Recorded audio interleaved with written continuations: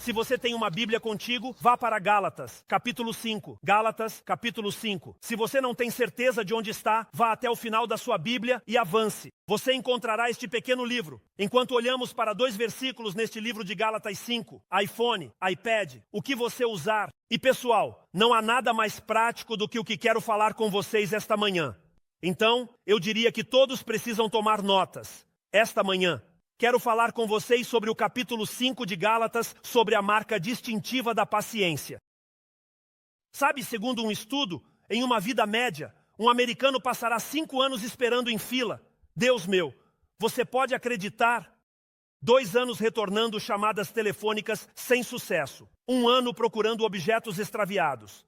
E para alguns de nós, isso pode ser mais tempo. Mas de qualquer forma, você passará 8 meses revisando spam.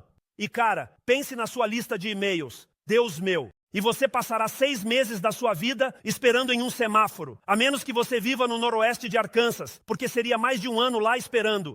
Olha, não é de estranhar. Pense nisso por um min. Não é de estranhar que tenhamos problemas com a paciência. É um desafio. Pensem nisso. É pior para alguns de nós. Estou nesta categoria hoje e estarei pregando para mim mesmo. Mas vocês não prefeririam fazer qualquer outra coisa antes de esperar. Estou certo nisso. Alguém diga, pastor, estou contigo, verdade. Você não preferiria fazer qualquer outra coisa antes de literalmente esperar. Por isso, não somos pacientes. Ouça isso. Uma pesquisa descobriu o seguinte. Vamos ver se você consegue se identificar com isso. Enquanto espera na fila, a maioria das pessoas demora em média 17 min para perder a paciência. Verdade. 17 min. Pode ser um pouco curto, certo? Em espera telefônica, a maioria das pessoas perde a paciência em 9 min. Certo. Estão se saindo melhor do que eu. As mulheres perderam a paciência após esperar na fila por 18 min. Os homens perderam a paciência após esperar na fila por 15 min. Vamos, verdade. Mas deixem-me dizer, qualquer descanso que encontrem na Bíblia, a cada ano ou a cada 10, quero que entendam isso.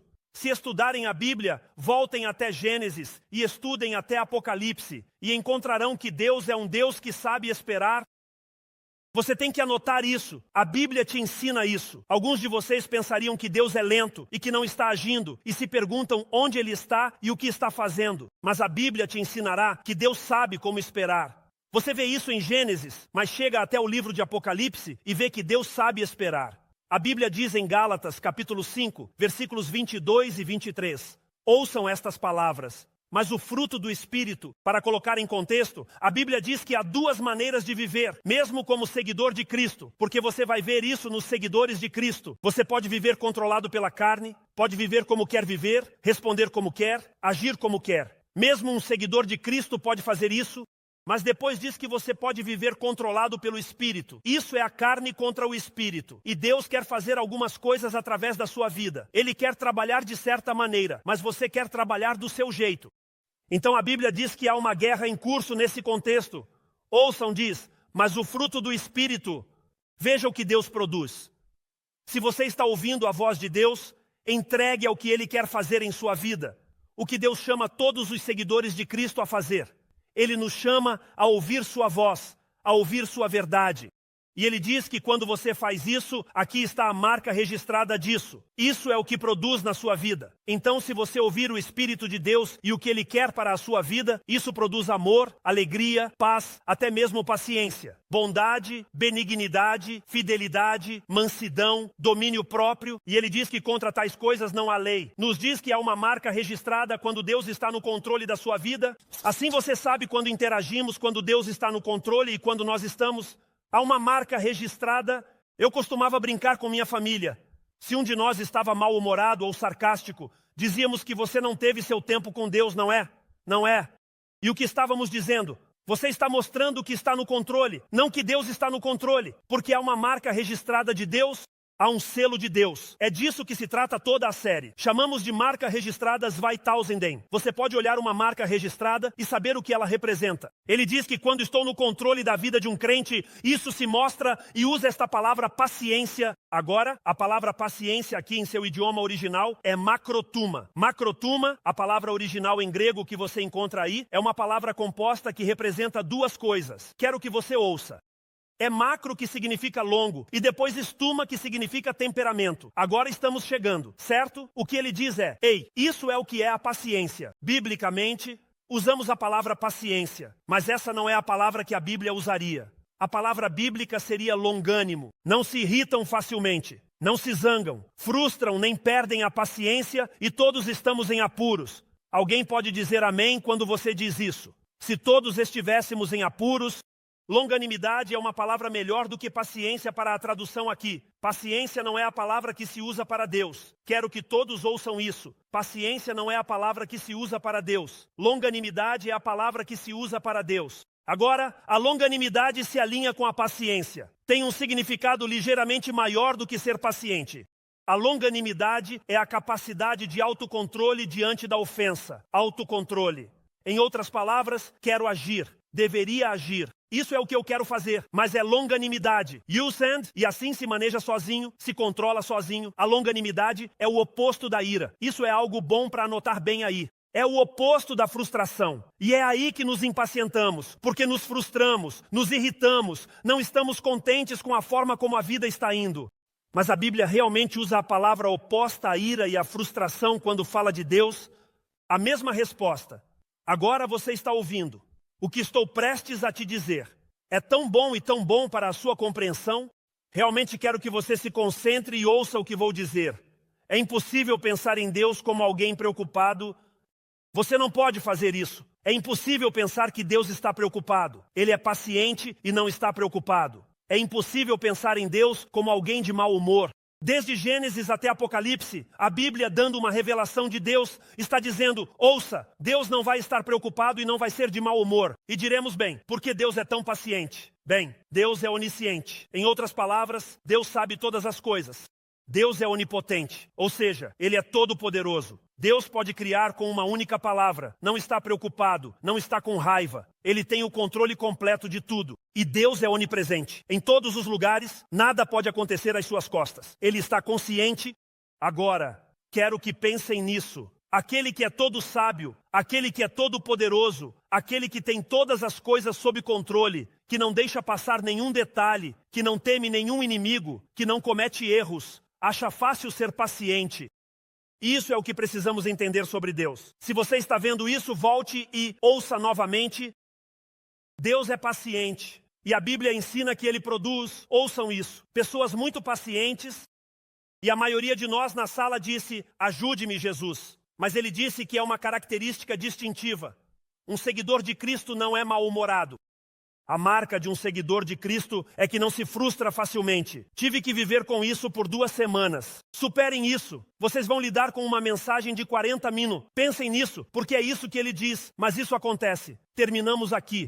Porque lutamos. Se seguir a Cristo significa ser pacientes, o que é longanimidade, não nos frustramos, não perdemos a calma e não nos irritamos. E quantos de vocês sabem que é fácil se frustrar com Deus? Porque se seguimos a um Deus paciente e somos impacientes, vamos ter dificuldades com o Deus que seguimos. Se nos frustramos e irritamos facilmente, é fácil sermos mal interpretados. Por que lutamos? Escutem-me bem, porque vou acertar em cheio. Deveriam anotar isso. É melhor que entendam isso, porque é aqui que vivemos. Então, por que lutamos? Deus diz: minha marca registrada é esta. E nós pensamos: isso não sou eu. Como chegamos aqui? Prontos. Prioridades erradas. Olha, se as tuas prioridades não são as prioridades de Deus, sabes quais Ele vai priorizar? As prioridades dele. Então você vai se frustrar. Então pense nisso. Se a sua oração não for as prioridades de Deus, você vai se frustrar com Deus porque tem as prioridades erradas, uma perspectiva errada. Se você vê a vida diferente de como Deus vê a vida, você se frustra com a vida, pois Deus é o ordenante, definidor e descritor da vida. Então vamos lutar na vida por prioridades erradas. Temos a perspectiva errada e focamos mal. Pensamos em coisas que Deus diz que não são importantes e perdemos o mais importante na vida. Temos prioridades equivocadas, por isso estamos esgotados. Estamos dedicando tempo, energia e recursos a coisas que Deus não quis que dedicássemos. Pense nisso. Damos tempo, energia e recursos a coisas às quais Deus nunca quis que os dessemos. Esgotados, perspectiva equivocada. Estamos estressados porque temos perspectiva ruim. Ficamos estressados por coisas que Deus diz para não se preocupar, não se estressar. Não estamos ouvindo nem respondendo. Entendendo isso, obtemos o foco errado na vida. Por isso, muitas pessoas desistem. Estão abandonando os casamentos, estão abandonando todas as responsabilidades, estão abandonando as prioridades de Deus porque têm o foco errado. E o que acontece é que quando temos prioridades e perspectivas erradas, temos o foco errado. Nos tornamos irritáveis e frustrados facilmente. E nossa sociedade é tão boa nisso quanto qualquer sociedade na Terra. E é isso que nos coloca em problemas. Ouçam o silêncio. Estavam temendo esta parte, não é? Deixe-me mostrar como mudar sua vida na área da paciência. Isso é o que quero fazer esta manhã. Deixe-me mostrar como mudar sua vida nesta área. E te digo, escuta, sou uma pessoa em recuperação nesse aspecto. Posso dizer isso a todos. Como lhes digo, Deus está incorporando isso na minha vida e fazendo uma diferença. Vou ensinar-lhes esta manhã algo que seu pastor está aprendendo, desenvolvendo e aplicando em sua própria vida durante isso. E está fazendo uma diferença. Acredito que fará uma diferença para você. Quero ir ao livro da sabedoria, Provérbios. Durante anos tentei ler um provérbio e um salmo todos os dias da minha vida. Salmos para a sabedoria. Quero levar você ao livro da sabedoria e mostrar princípios que farão uma diferença na sua vida. Se você está aqui e realmente tem as prioridades erradas, ou a perspectiva errada, ou o foco errado, vamos nos concentrar na agenda de Cristo. Se você quer ajudar a sua frustração, jovens, ouçam isso. Se você quer ajudar a sua raiva, se você quer ajudar a sua impaciência, se você quer ajudar a sua frustração com Deus, um dos pontos de partida é que você deve se concentrar na agenda de Cristo. Em Provérbios capítulo 17, versículo 24. Veja o que diz a Bíblia. Isso vai ofender a todos. Você está pronto para isso? A sabedoria está na presença de quem tem entendimento. Em outras palavras, o entendimento de como viver, por que viver, o que priorizar. Mas os olhos do tolo estão nos confins da terra. Significa que apenas tentam fazer tudo. Vou atrás disto e vou atrás daquilo e vão atrás de tudo. A boa notícia diz da seguinte maneira: uma pessoa inteligente aponta para ações sábias. Um tolo começa em muitas direções. Você não precisa dizer amém. Alguém sente esse versículo esta manhã? Tentando fazer 30 coisas ao mesmo tempo. 60% dos adultos nos Estados Unidos, às vezes, dizem sentir-se ocupados demais para aproveitar a vida. Aproximadamente 60% dos americanos disseram que se sentem ocupados demais. Em 2023, 60% dos americanos acreditam que não há horas suficientes no dia para terminar suas tarefas. Você já se sentiu assim? Vocês sabem o que diz a Bíblia? Ouçam. A Bíblia diz que um tolo se desvia em muitas direções. Eles perseguem tudo, querem abarcar tudo.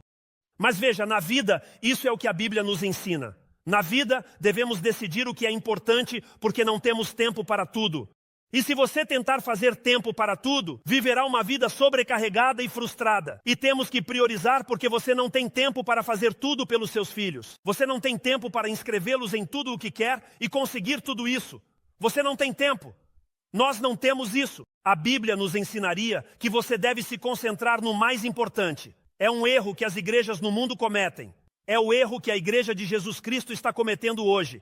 Tentamos agradar a todos. Estamos tentando garantir que todos estejam contentes, que todos gostem, que todos estejam bem. Não se pode conseguir. Você não pode fazer isso. Estou aqui esta manhã. Você não pode. Nós não podemos fazer tudo e não podemos agradar a todos.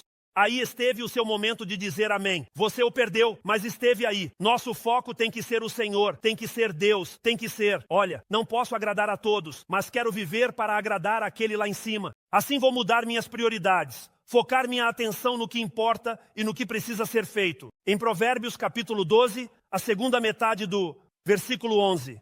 Aquele que persegue coisas inúteis carece de sentido, e devemos aprender a diferença entre atividade e realização.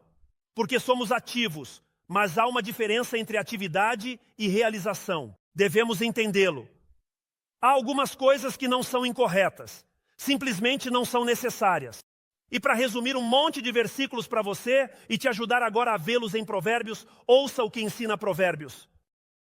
Provérbios, o ensinamento que Provérbios nos dá é sobre a sabedoria, o entendimento e como persegui-los com a sua vida.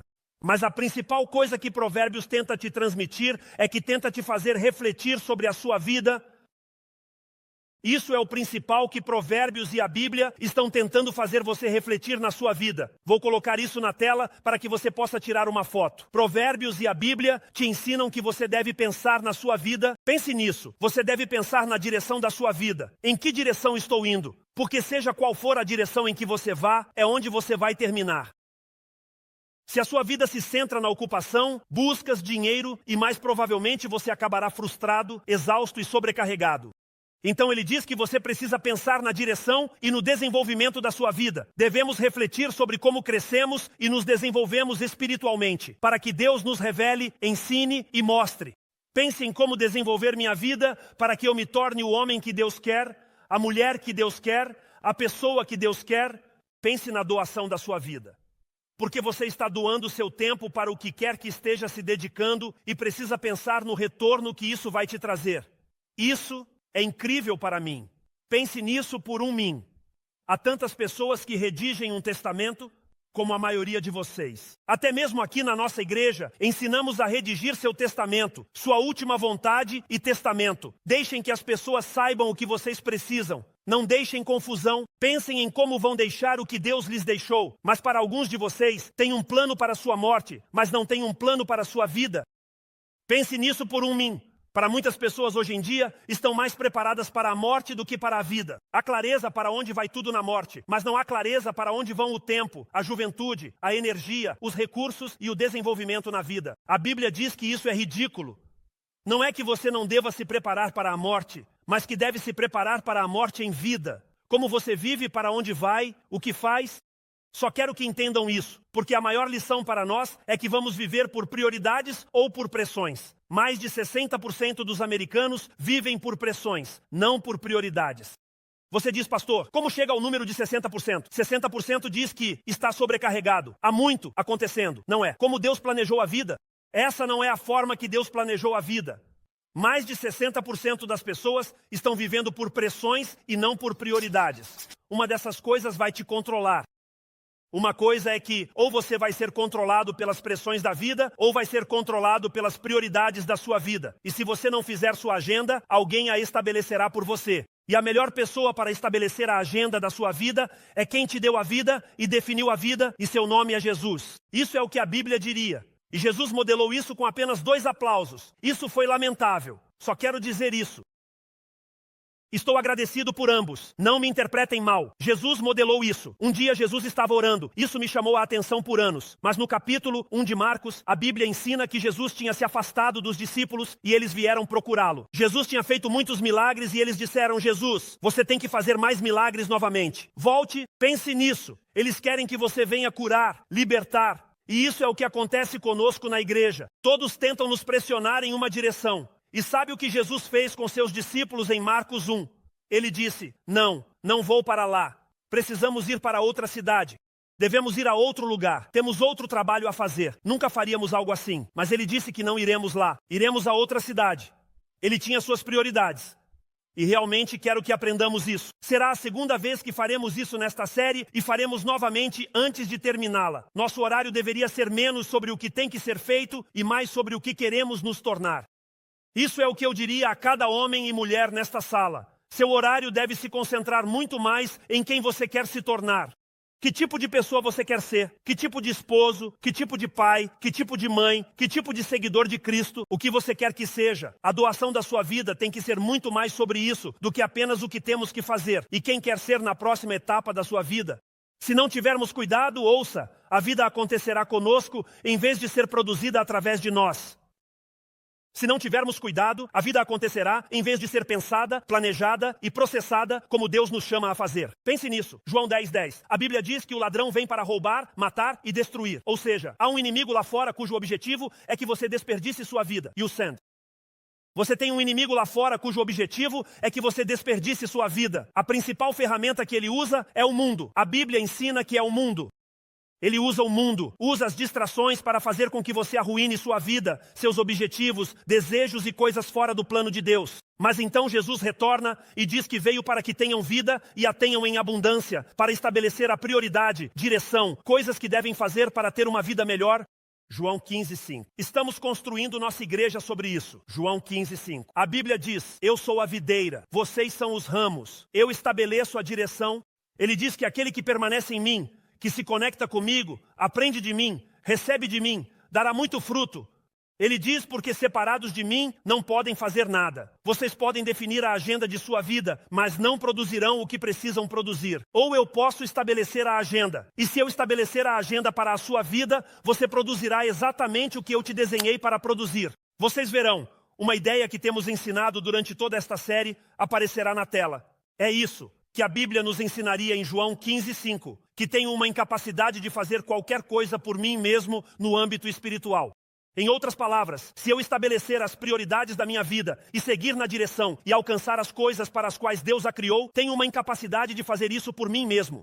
Vou precisar de uma sabedoria fora de mim, que entre em mim para me guiar, se eu quiser alcançar o que Deus tem para a minha vida. E Jesus te diria, e te diz em João 15, até que entendas e reconheças essa verdade que precisas que Deus te dirija e te guie. Enfrentarás lutas, enfrentarás frustração e enfrentarás fracassos, até mesmo na tua vida cristã. Veja, o que aconteceu no cristianismo é que muitas pessoas praticam o cristianismo em sua própria força, em vez da força de Jesus. E por isso, a desordem e o sand. E ele diz que você não pode fazer isso. Você vai precisar definir suas prioridades para afastar as pressões. Isso é bom. Quase terminamos com o número 1. Vamos passar para algo mais desconfortável. Prontos. Aqui vamos nós. O crescimento espiritual não é automático. Toda pessoa com menos de 30 anos, ouçam-me dizer isto. Todos precisamos ouvir isso. Quero poupar-lhes muita da frustração que enfrentei na minha vida. O crescimento espiritual não é automático. É algo que se tem que desenvolver. É algo que se tem que aprender. É algo para perseguir segundo as Escrituras. Olha, eu realmente me importo com você. Já disse isso antes, mas vou dizer de novo. Você não vai se tornar alguém fundamentalmente diferente.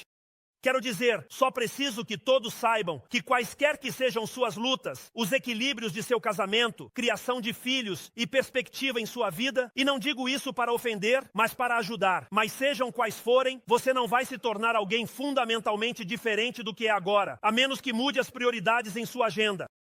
A menos que mudes as prioridades. Muitas pessoas estão dando lealdade de primeira classe a causas de segunda classe ou menor importância. O Senhor te deu um sinal para te fazer saber. A Bíblia nos diz uma e outra vez, e espero que ouçam isso, que só temos uma vida e temos uma incrível capacidade de desperdiçá-la só. Temos uma vida e realmente temos a capacidade de desperdiçá-la e arruiná-la.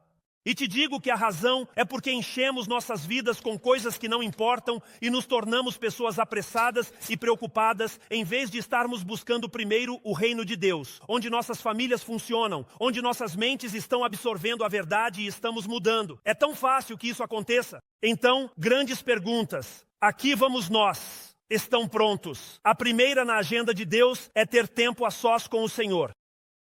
Você tem um tempo. Pense nisso.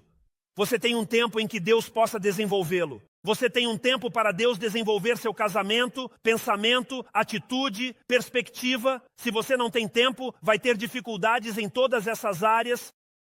Você tem um momento em que pede a Deus: Deus, mostre-me as prioridades da minha vida. Mostre-me o que deve importar mais. Mostre-me o que devo largar. Você tem esse momento. Você tem um momento para se sentar e refletir sobre a agenda da sua vida, de acordo com o que Cristo está te revelando.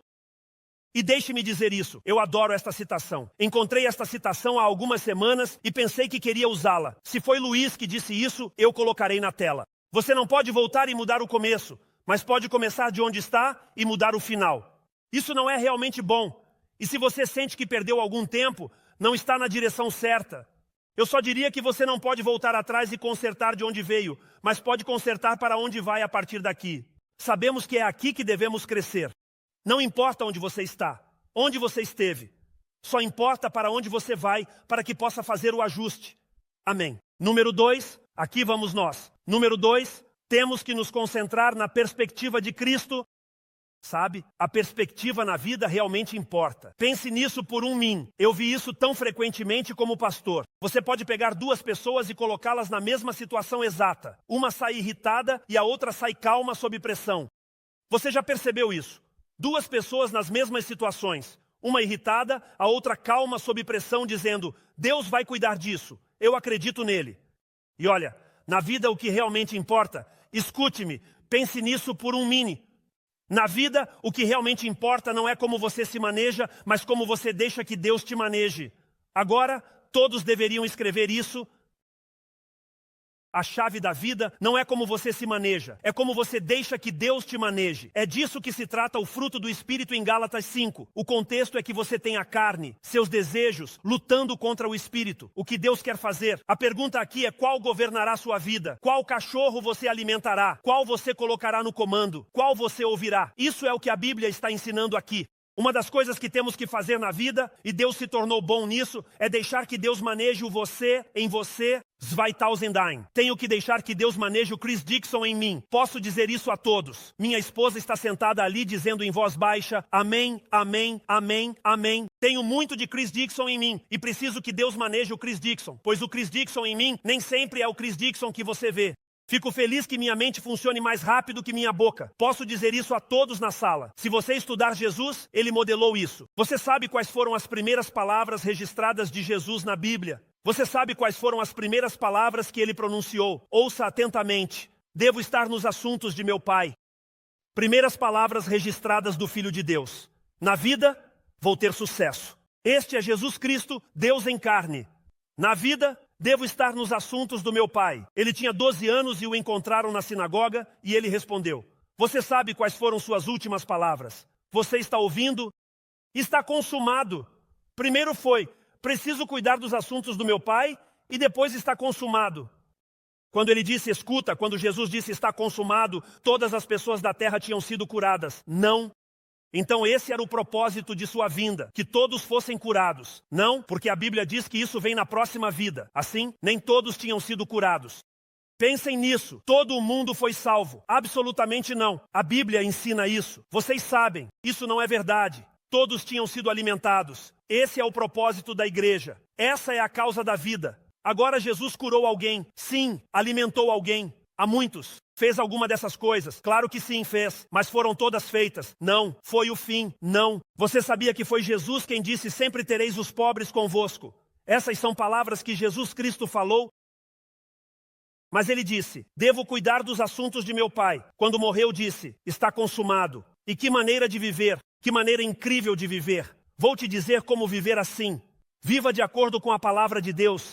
A Bíblia diz como devemos viver. Quais são os assuntos do meu Pai? Devo estar no livro dos assuntos do meu Pai e em contato com Ele. Quando se trata da palavra de Deus, você deve lê-la atentamente. Você tem que ler este livro porque é manual, livro de instruções para a sua vida. Você tem que meditar diariamente. Deus tem que matar o você em você para que Ele possa viver em você e possa ser o que Deus te fez ser. Você tem que meditar nele diariamente e estudá-lo seriamente. Você tem que estudá-lo. Se a meta da sua vida é estar nos assuntos do Pai, você tem que estudar este livro. Para alguns de vocês que dizem não saber como estudar o livro, aqui ensinamos como fazê-lo. Temos grupos em nossa igreja onde pessoas gastam 1 gonda a 1 meia cada semana para se reunir com você e mostrar como orar, estudar a Bíblia, memorizar e meditar nas Escrituras. É incrível. Mas você também tem que acreditar de todo o coração. Você tem que dizer: esta é a minha vida, esta é a direção, os assuntos do Pai. Você tem que obedecê-lo. Eu gosto do que disse Charles Stanley. Você tem que obedecer a Deus e deixar todas as consequências para Ele.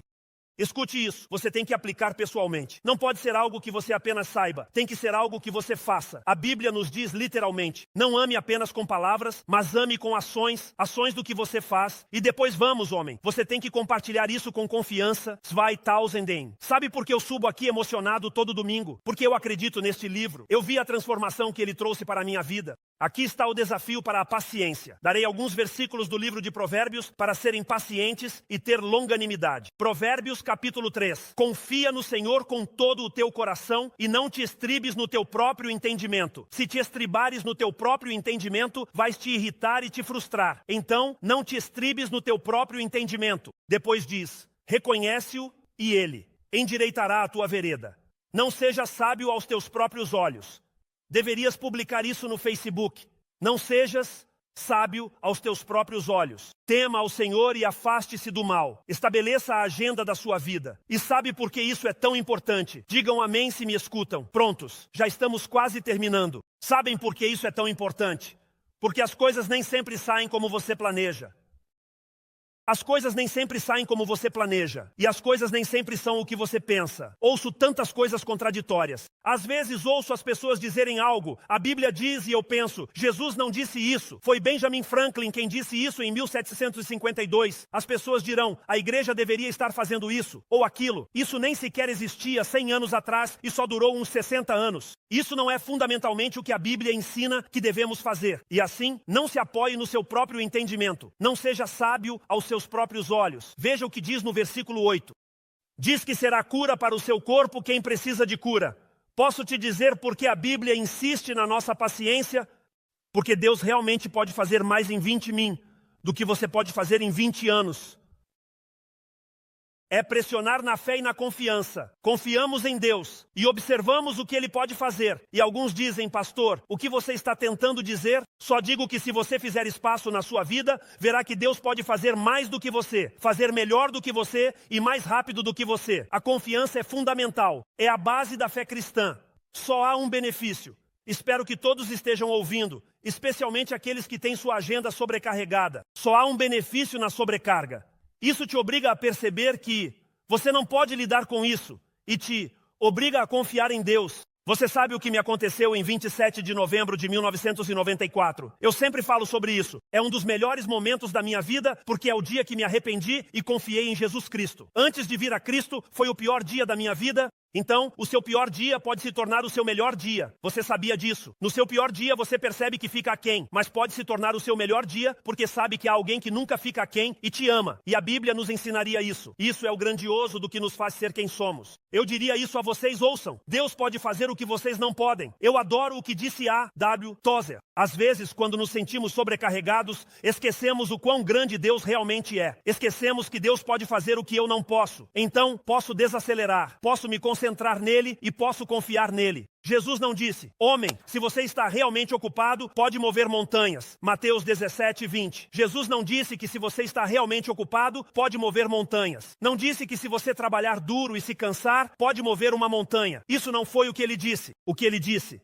Se você tiver a fé de um grão de mostarda, confiando em Deus, acreditando em Deus, o que pode fazer? Pode mover uma montanha. A fé, não os negócios, é como devemos viver. Qual sua montanha? Qual o problema que precisa ser movido? Ouçam. A Bíblia diz que parem de fazer tudo com sua sabedoria, força e entendimento, e busquem o Senhor e confiem nele. Provérbios capítulo 12, versículo 25. Acho que tenho isso na tela. Quero que vejam este versículo. Diz que a ansiedade no coração do homem o deprime. Todos nós já tivemos esses dias.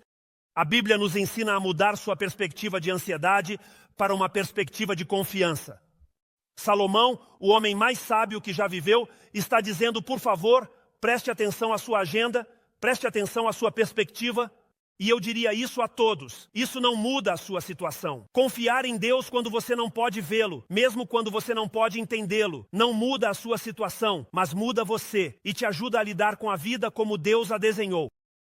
Sabe, há 5 anos, serão 5 anos, nos lançaram essa temida palavra câncer em nossa família. Eu compartilhei isso muitas vezes, mas temos essa circunstância incontrolável, essa situação incontrolável. Só te digo, quando o câncer chega, você não tem o controle. E nunca esquecerei isso. Lá estávamos nós com a questão do câncer. Não sabíamos o que nos esperava. Nós nos sentamos e começamos a pensar no que é importante. Escute-me atentamente. A morte captura sua atenção. A Bíblia diz que é melhor assistir a um funeral do que a uma festa, porque os vivos levam isso a sério. Eles começam a dizer, espere, o que realmente importa. O que realmente importa na vida. Porque a vida chega ao fim e isso nos faz pensar diferente. Então, analisamos uma das coisas que descobrimos quando estávamos olhando para a vida. Uma das coisas que Deus nos ensinou foi isto. Pare de se preocupar com as pequenas coisas. Eu melhorei nisso. Há momentos em que me frustro e fico com raiva, mas cara, é uma das coisas que Deus me ensinou. Pare de se preocupar com as pequenas coisas. Inés. A maioria são coisas pequenas. Ele se refere a isso aqui. Deus diz que você deve parar de se preocupar com a vida. Você não está no controle. Você sente que tem o controle, mas uma palavra, frase ou circunstância mostrará que você não tem. Pare de se preocupar e comece a confiar nele. Comece a confiar nele. Isso é mudar essa perspectiva. Isso é ajustar essa perspectiva. Sabem, quero que se concentrem nisso. No fim de semana passado, foi o aniversário da minha visita aqui para ver se Deus me guiava a ser o pastor desta igreja 2010. E então lhes digo, o aniversário foi na semana passada. E quando Deus me trouxe aqui a esta igreja, eu não os conhecia. Vocês são incríveis. Se eu os tivesse conhecido, teria estado aqui desde muito antes. Teria acontecido muito rápido, não é? Mas estávamos orando e o difícil para mim era que eu estava em um ministério próspero. Tinha pregado por mais de 6 anos e toda vez que eu pregava alguém, chegava a fé em Jesus. Não é fácil deixar algo assim. Nossa igreja era incrível em ganhar almas. Sempre tínhamos descrentes nos visitando, compartilhávamos o evangelho e chegavam à fé em Cristo. Víamos como Deus salvava. Olhem, pensem nisso. Eu vi mais de 1000 pessoas virem à fé em Cristo. Estavam em nossos assentos. Nós os discipulávamos, ensinávamos a orar e estudar a Bíblia e crescer em Cristo. E eles estavam crescendo e se desenvolvendo. Era incrível. Foi como se estivéssemos vivendo o livro de Atos. Realmente víamos o que Deus estava fazendo e então penso por que Deus gostaria de me tirar de algo assim e me levar para um lugar onde nunca estive com pessoas que não conheço. Não faz sentido para mim, eu não entendo. Por que Deus faria isso? Graças a Deus que eu ouvi, Ele falou e deixou claro, e eu vim porque vimos vidas mudarem, vimos pessoas impactadas. E acredito que nossos melhores dias estão por vir. Só quero dizer que naquele momento da minha vida não havia compreensão e eu não estava contente com a decisão do Senhor. Sei que você nunca esteve lá, mas era assim que eu me sentia. E deixe-me dizer, 2010, temos que ser pacientes e entender isso. Escute com atenção. Temos que aprender a ser pacientes com o Senhor. Yusen. Temos que aprender a ser pacientes com as pessoas. Haverá momentos em que Deus fará coisas que não entendemos. Devemos ser pacientes com Deus, porque seus caminhos e pensamentos não são os nossos. Então, o que fazemos? Há maneiras incorretas de esperar em Deus, segundo as Escrituras. Um deles é reclamar. Isso é um pecado. Ensina a tua Bíblia. Frustração, irritação, revela uma falta de confiança, revela uma falta de colocá-lo nas mãos do Senhor. E Deus sabe que eu dei todas essas. Sou tão culpado quanto qualquer outro. Como devemos esperar no Senhor? Bem, a Bíblia nos ensinaria que esperamos no Senhor confiando. Esperamos no Senhor confiando, vou lhes dar isso. No Salmo capítulo 62, versículo 5 diz: minha alma espera em silêncio somente em Deus, porque dele vem a minha esperança. Então esperamos confiando. Quando estamos passando por essas coisas e não entendemos tudo, só temos que dizer: Deus, eu não entendo. Posso dizer a Deus: Deus, eu não gosto. Estou lutando com isso. Eu disse a Deus tantas vezes na minha vida: Deus, não sou mais que pó. Não entendo tudo, não vejo tudo, não compreendo tudo. Mas vou confiar que faças algo aqui. A Bíblia diz que esperamos com esperança e acreditando que Deus pode agir. No Salmo 27, versículo 13, diz que teria desmaiado se não tivesse acreditado que veria a bondade do Senhor. Pense nisso. A bondade do Senhor na terra dos viventes. Esperamos com coragem. Eu amo o Salmo 27, verso 14. Deus me mostrou isso. Ouçam atentamente. Deus me mostrou isso em uma das temporadas mais desafiadoras. Espere no Senhor. Lembro-me de uma vez estar em uma situação em que suplicava a Deus que me movesse, que me tirasse da circunstância, que deixasse que isso chegasse ao fim. E Deus diz: espera no Senhor. E isso não é o que você quer ler quando está nesse momento. Seja forte e deixe seu coração se encher de coragem. Sim, espere no Senhor. E como é que podemos esperar? Aqui é onde muitos de nós lutamos. Alguns de nós esperamos apoiando-nos nas promessas de Deus e na palavra de Deus. Mas ouçam, hoje em dia estamos lutando tanto como seguidores de Cristo por falta de conhecimento. Nos falta sabedoria, nos falta a palavra de Deus. A palavra de Deus nos ajuda a esperar. É o que Deus nos diz, o que nos ajuda a dizer: espere. Não gosto, não entendo, estou frustrado, mas farei o que Deus me chamou para fazer. Isso permitiu que minha família deixasse uma igreja, um povo que amávamos. Lutei com Deus para dizer por que e como, mas tomamos ação porque estávamos esperando no Senhor. Eu não tinha ideia, Deus nos abençoou. Estamos crescendo, ambos os serviços estão se enchendo. Ele está nos usando nesta cidade, mas eu não conseguia ver tudo isso.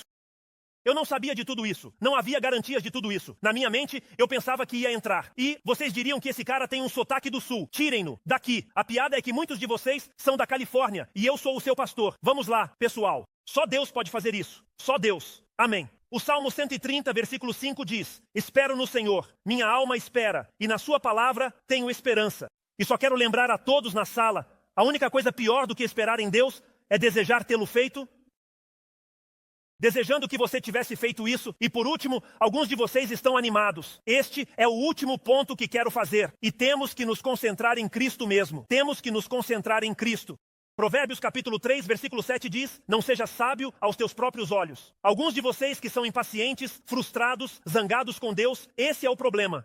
É sábio aos teus próprios olhos. Ele retorna e diz: teme ao Senhor e afasta-te do mal. Provérbios capítulo 10, versículo 27. O temor do Senhor prolonga a vida. Se você está estressado, impaciente, frustrado, e ouçam, é uma luz de advertência. O estresse, a ansiedade, a impaciência, a falta de longanimidade na minha vida. Sabe o que isso está tentando dizer? Que você tirou a vida das mãos de Deus e a colocou em suas próprias mãos. Você acha que está no controle tentando gerenciar, mas está gerando frustração porque não está deixando que Deus tenha o controle. Provérbios 14, 26 diz que no temor do Senhor há uma forte confiança. Zweitausenden e seus filhos terão um lugar de refúgio. Eu adoro como a Bíblia Viva lê Provérbios 14, 26. Diz desta maneira: a reverência a Deus dá a um homem força profunda. A reverência a Deus dá ao homem uma força profunda. O que é reverência? Ouçam, vou simplificar. Quero reduzir isso à compreensão para que entendam. Isso literalmente significa isto. A maneira mais simples que posso te dar esta palavra reverência é esta. Significa levar Deus a sério. Não é uma ocorrência. Olha, uma das coisas com as quais realmente lutamos na vida é que nos levamos muito a sério e não levamos Deus a sério o suficiente. É aí que lutamos, nos levamos a sério, como se disséssemos: sou incrível, olhem para mim, olhem o que estou conseguindo. Ou nos castigamos, nós dizemos que não somos bons o suficiente. Olho as redes sociais e vejo as contas bancárias e casas dos outros. Não sou bom o suficiente. Levamos a nós mesmos muito a sério e não levamos Deus a sério. Muitas vezes as pessoas pensam que só precisam de mais tempo, ou mais recursos, ou isso e aquilo. Mas Deus diz que você não precisa de mais tempo. 60% dos americanos acreditam que precisam de mais tempo. E Deus diz: não, você não precisa, porque eu criei o tempo. Eu existo fora do tempo, mas sou quem criou o tempo. Você não precisa de mais tempo. O que você precisa é de mais tempo comigo. O problema é que alguns de nós dão mais atenção à Netflix do que a Deus. Passamos mais tempo com nosso programa favorito do que com nosso Senhor e Salvador. Todos temos a mesma quantidade de tempo. Você tem 168 horas em uma semana. Todos temos a mesma quantidade de tempo? Olha, a pergunta é: estou arranjando tempo para conhecer a Deus? Não disse tirando tempo, disse arranjando tempo. Não disse tomando tempo, disse fazendo tempo. Alguém diz que não tem tempo para orar ou ler a Bíblia. Então você está ocupado demais. Você está fazendo coisas que Deus não te destinou a fazer. Se você estudar a vida de Jesus, não importa o quão ocupado ele estava, Jesus orava. Por quê? Porque ele sabia que reverenciar a Deus dava força. A reverência a Deus traz uma força profunda. Alguns cristãos passam tanto tempo com tudo o mais, exceto o que realmente importa. Verdadeiramente, ouçam Provérbios 3, versículos 5 e 6. Confie no Senhor. A Bíblia Viva traduz isso. Em tudo, coloque Deus em primeiro lugar e Ele te guiará e coroará seus esforços. Em que você está colocando o seu olhar? Será que o seu olhar está nos problemas, nas pressões, na sua própria posse?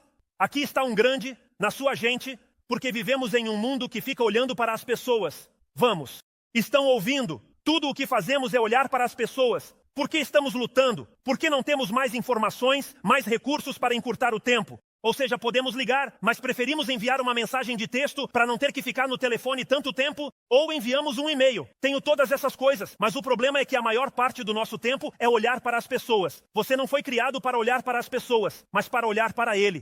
Assim você poderia tratar e amar as pessoas como deve ser, porque ama quem as criou. Ele te mostra como fazer isso na sua vida.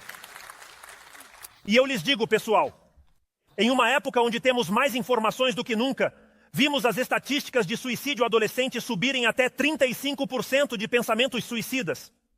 E simplesmente estamos acreditando na mentira. E só tenho que lhes dizer: ouçam, Deus nos diria a todos, que deixemos de nos preocupar com as coisas pequenas e que comecemos a priorizá-lo. Jesus fez uma pergunta, e quero fazê-la esta manhã.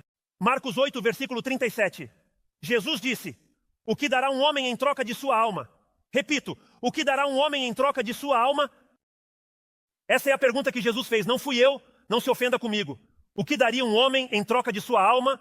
Essa é uma das perguntas mais importantes que você encontrará na sua Bíblia. Realmente é uma pergunta muito importante. O que dará um homem em troca de sua alma? Veja, e quero que ouça apenas isso e terminamos. Mas preciso que entendam. Cada dia você está trocando sua vida por algo. Você está trocando seu tempo. Muitas pessoas que vivem no noroeste do Arkansas pensam que seu maior ativo é o dinheiro. Dizem que se tem dinheiro, então olhem o que conseguiram, o que fizeram. Mas esse não é o seu maior ativo, porque o dinheiro vem, mas também o dinheiro pode ir embora. Você pode ganhar mais dinheiro desde que tenha sua saúde e seu tempo. Mas você sabe qual é a coisa mais limitada na sua vida? Prontos. A coisa mais limitada na sua vida é o tempo, os segundos, os minutos e as horas. Isso é o mais realmente limitado na sua vida. Os segundos, os minutos e as horas. De verdade. Assim, cada vez que você troca seus segundos, seus minutos, suas horas, você está trocando sua vida. Veja, Satanás adora nos corromper e fazer com que pensemos mal. Muitos pensam que é o dinheiro, mas é o tempo. E isso é o que nos acontece com tanta frequência. O melhor uso da sua vida é investi-la em algo. Escute, o melhor uso da sua vida é investir em algo que te sobreviva. O que dará um homem em troca de sua alma? Para que estou dando minha vida? Para que você está dando seu tempo? Porque quero que ouça, não perca isso. Você tem exatamente o tempo suficiente. Vocês adolescentes, vocês que têm 20 e poucos anos, todos nesta sala têm realmente tempo suficiente para fazer a vontade de Deus. Não há uma pessoa viva que realmente não tenha o tempo para fazer o que Deus lhes destinou a fazer. Por isso você tem que se apegar a Ele.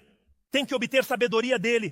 Tem que buscá-lo. Tem que começar a se perguntar se isso vale a pena para a sua vida, se você dedicar tempo a isso. Isso é a minha vida. Vale a pena dedicar meu tempo a isso.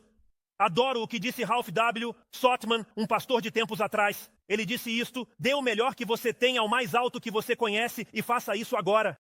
Dê o melhor de si ao mais alto que conhece e faça isso agora. Você já abriu sua vida para Cristo? Talvez você seja um seguidor de Cristo. Você está abrindo diariamente sua vida para Ele, porque isso pode mudar sua vida. Se você tiver as prioridades, mudará sua vida e obterá a agenda e a perspectiva corretas. Obterá as buscas corretas, mudará sua vida. E sabe por quê? Sabe por que estamos neste mundo cheio de pecado? Às vezes a igreja, pensem nisso, olhamos para o mundo e dizemos por que Deus? Mas ouçam, sabiam que há um grande estímulo esta manhã de que ainda estamos lidando com a desordem. Temos todo esse pecado e desordem. Mas sabem por que estamos nessa desordem? Não é porque Deus seja impotente.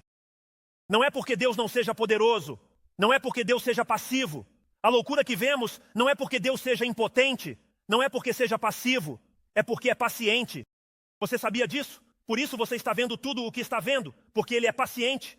2 de Pedro, capítulo 3, versículo 9, veja o que diz. O Senhor, Ele não está demorando em cumprir sua promessa de voltar, como algumas pessoas pensam. Ele está sendo paciente. 2000 ein longânime. Escutem, entendam isso. Aproxime-se para que me ouça bem. Para o seu bem. Para o seu bem. Depois diz que não quer que ninguém pereça. E assim, deu mais tempo para que todos se arrependam, mais tempo para que você coloque suas prioridades em ordem, mais tempo para que você coloque em ordem sua vida, seu pensamento e sua agenda em Deus. Um Deus misericordioso e amoroso, que mesmo quando nos vê errar, Ele diz: ouça, vou ser um pouco mais paciente aqui para que você entenda.